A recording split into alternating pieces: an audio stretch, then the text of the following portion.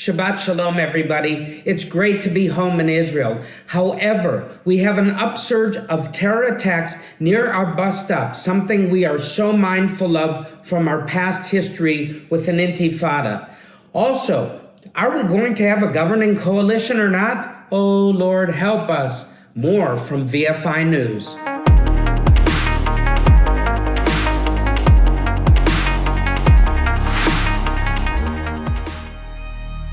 Israel is in the midst of a sharp uptick of terror attacks. This week saw an escalation of ongoing terror wave in Israel with an attack on buses, something Israelis are sadly familiar with. 2 bombs were detonated at different locations in Jerusalem on Wednesday morning at the height of morning rush hour traffic, killing 16-year-old Israeli-Canadian dual citizen Aryeh Shekopek and wounding over 19 others. The first bomb was a crude but effective device consisting of a core of high explosives surrounded by nails and bolts and placed inside an innocent-looking bag like thousands of others carried by passengers and pedestrians. It was detonated remotely after being placed at a bus stop close to Jerusalem Central Bus Station. This is something we are very concerned about because our citizens could be vulnerable anywhere they go. Tens of thousands of people pass through the area on an hourly basis, and it's been the target of similar attacks in the past. Another bomb was placed at a bus station in the neighborhood called Ramot, a neighborhood of Jerusalem, and went off shortly after the first one, causing light injuries to 3 people. This could have been one terrorist that planted both bombs. Beyond the immediate results of death and injuries, the attacks caused hours of traffic jams in the capital and sent police all over the country on high alert. They also had a devastating effect on the always fragile sense of personal safety and security in Israel, as millions of Israelis who don't own a private vehicle have no choice but to take the bus network to get to work, school, etc. Prime Minister Yair Lapid, who continues to hold the office in a caretaker capacity until the swearing in of a new governing coalition, more on that in a moment, issued a statement saying that, quote, a boy who did nothing wrong to anyone in the world was murdered only because he was Jewish. An extensive intelligence effort is now underway that will lead to the discovery of the despicable terrorists who are behind them and who supplied them with the weapons. I want to tell the citizens of Israel that we will get to them. They can run, they can hide, but it won't help them. Security forces will get to them. If they resist, they will be taken out. If not, we will deal with them to the full extent of the law. Canadian Prime Minister Justin Trudeau also issued a statement saying he was incredibly saddened to learn about the death of a young Canadian in the terrorist attack in Jerusalem. I'm sending his family and friends my deepest condolences. I'm also thinking of those who were injured. Canada condemns this violence in the strongest possible terms. U.S. Ambassador Tom Nides also issued a statement expressing his gratitude for the medical care being received by 2 U.S. citizens who were wounded in the attack but are expected to make a full recovery. The Office of the U.S. Diplomatic Mission to the Palestinian Authority also issued a condemnation, tweeting in both English and Arabic that, quote, we condemn in the strongest possible terms this morning's terrorist attacks on public locations in Jerusalem and offer sincere condolences to the victims and their loved ones. We are closely monitoring the situation. Terrorism is a dead end that accomplishes absolutely nothing.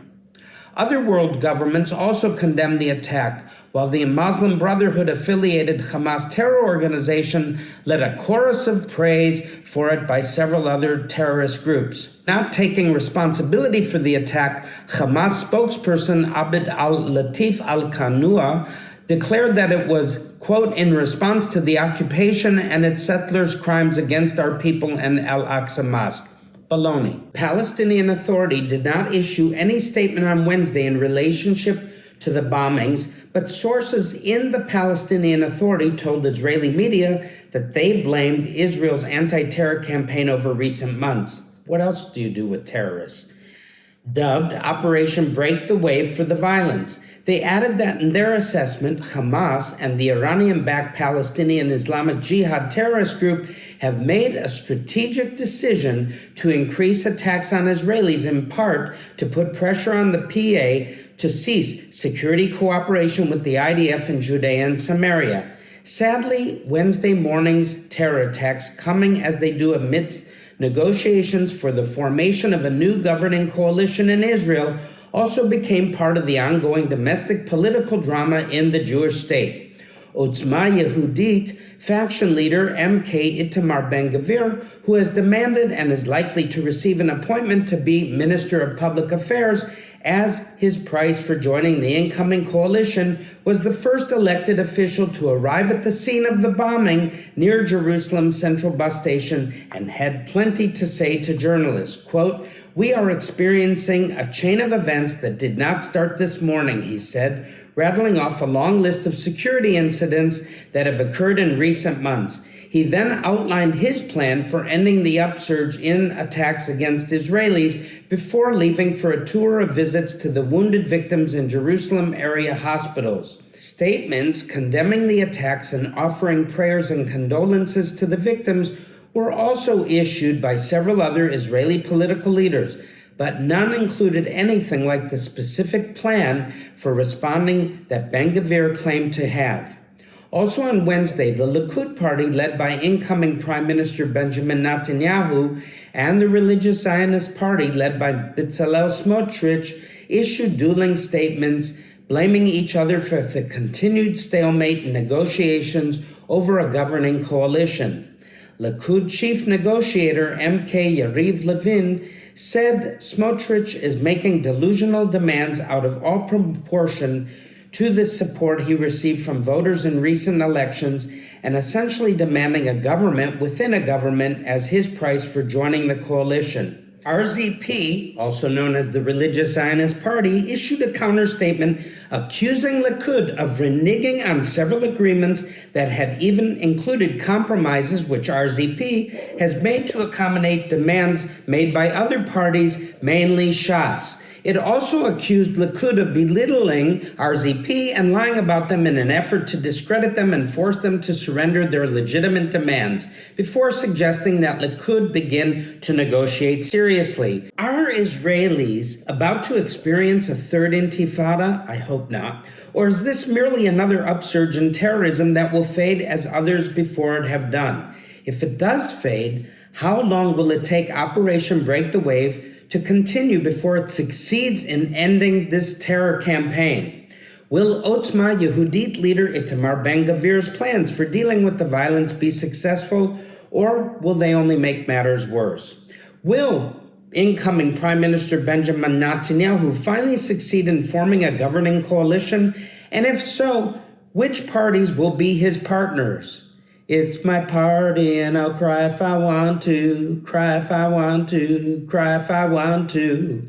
You should cry too if it happened to you. So therefore, the VFI News team will be watching very closely to bring you the answer to these and many other questions in the days and weeks ahead. In the meantime, if you appreciate this video and you love me, give me a hug, a thumbs up, subscribe, and tell your friends about VFI News. Until then, Shabbat Shalom, God bless all of you, and happy belated Thanksgiving.